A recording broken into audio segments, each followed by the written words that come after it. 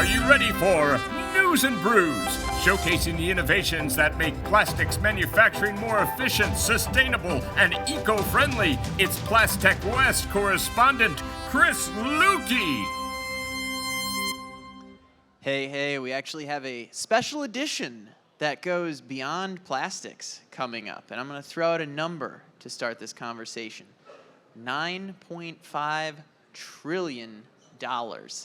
That's how much it's going to cost worldwide to respond to cyber incidents in 2024. And that's up from $8 trillion last year worldwide. We've been having a lot of fun this week. We're still having a lot of fun, but we do have to touch on a serious topic, which is cybersecurity and the proactive measures companies can be taking to make sure they're securing their infrastructure and taking the right approach so they can focus on their business and not have to worry about the cyber threats that are out there. So I'm excited to introduce Kevin Carter, who's the CTO and partner at BYOSwerx.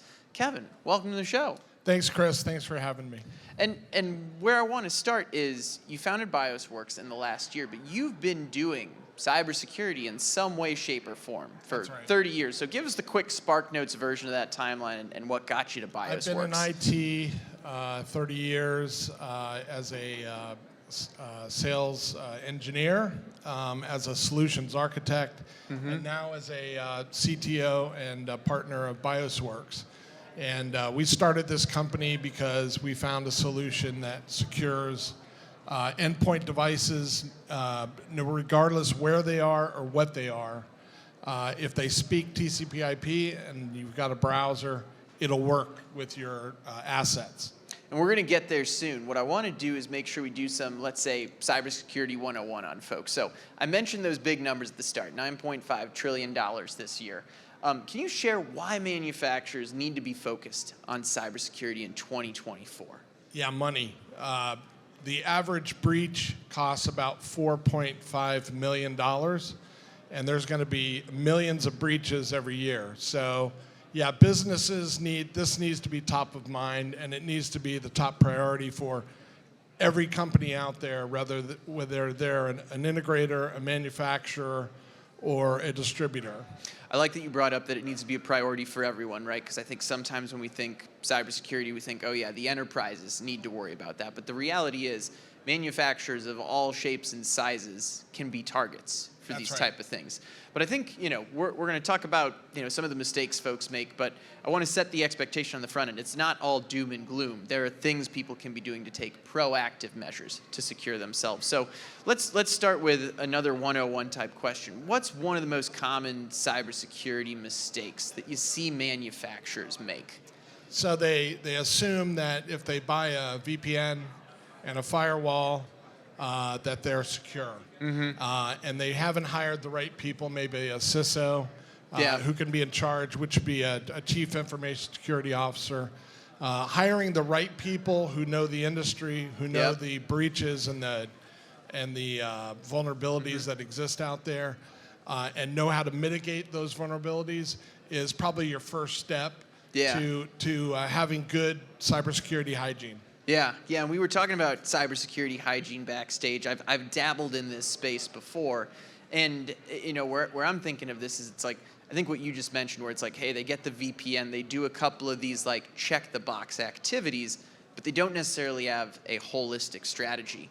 And one area that I'd love you to talk a bit more about was when we were talking about, hey, what's step one? You're talking about getting people that are knowledgeable. I think you've mentioned that one of those steps is like an assessment, just to take a look at everything that you're doing, your activities, your infrastructure. Is that correct? Can you share a bit more about that? Yeah. So cybersecurity is the process of securing people, assets, data, your network, and programs that you run and applications. So in order to do that, you need to have a professional come in and do an assessment of where your vulnerabilities might lie and how you can mitigate those vulnerabilities. Yes. And you mentioned another term, which is a CISO a second ago. If you can define that for us and how a company goes about finding someone that can help them be that, like help them have that leadership in cybersecurity that they need. Probably one of the top jobs in colleges and universities right now is graduates who are coming out in cybersecurity industry. And so there's a ton of folks out there that have been trained in the technology, and you can find them. There's a lot of folks who are very, very qualified to be chief information security officers who can hire analysts and solutions architects who can come in and mitigate any vulnerabilities that they find in your company. And we've been talking about how many opportunities there are for manufacturers or young people coming into the manufacturing industry.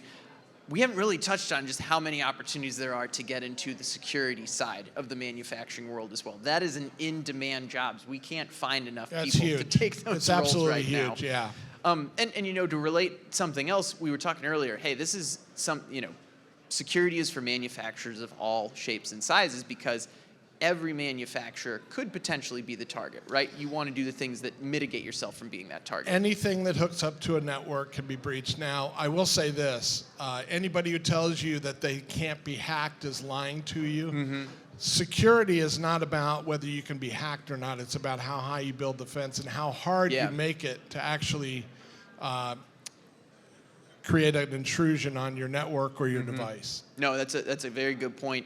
And I think the other thing you mentioned with CISOs, it's not like obviously an enterprise is going to hire a CISO for themselves, but if small manufacturers out there are looking for ways to continue to build that, there's such things as fractional CISOs now in this day and age. Yep, you can hire a fractional if you don't have a full-time position. You're a smaller company.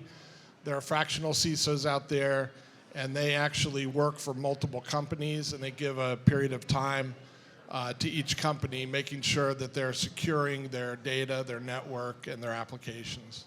And when you and I were talking before this conversation, there was a term that you've given us a lot of good 101 topics around cybersecurity.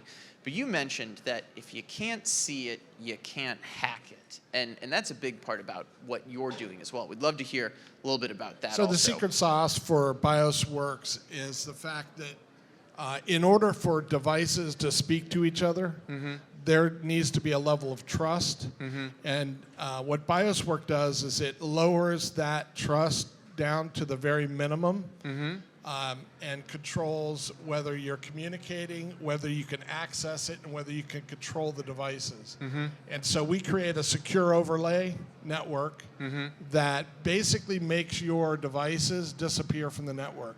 And if you can't see it, you can't hack it. Basically is the whole premise of BYOSwerx and the BIOS devices. I love that. And you know, one thing I want to kind of end on as we get to the last part of our conversation is, we said at the start, it's not all doom and gloom. What is the right way, what is the right mentality for manufacturers to take around cybersecurity to keep that optimistic outlook where they can? Security first. If you take a security first focus for your company, you're not likely to end up on the front pages of the newspaper or on the evening news. Every single day there's breaches. There was a very large casino in Vegas that was breached. It cost them $100 million. And that was actually breached on a device. There's actually a manufacturer of controllers out there that was breached not too long ago. And there was firmware that was burned onto the controller, and it was an unpatchable vulnerability. So they basically had to replace the controller. If you would put our technology in, we could actually secure that network and those devices with that controller, because we not only control what comes in, but we control what goes out as well. And I think your comment about security first, that's the right way to do it, because I think we see those headlines every day on there, and no company wants to be the company that makes that headline. So what's the best way to connect with you, Kevin, and BYOSwerx? Yeah, BYOSwerx, the address is BYOS. By the way, that stands for Bring Your Own Security. Yep. So BYOSwerx.com. Go to our website, check out our videos, and we've got a contact form there. You can fill that out, and that'll send it to us, and we'll be happy to get in touch with you. Well, I know you said you're a year into the new venture. We're excited to see where things go. Thank you for helping folks keep their infrastructure, their businesses secure. And thank you for a great overview of cybersecurity here at IME West on News and Brews. It's been great being with you, Chris. Yeah, thanks so much, Kevin.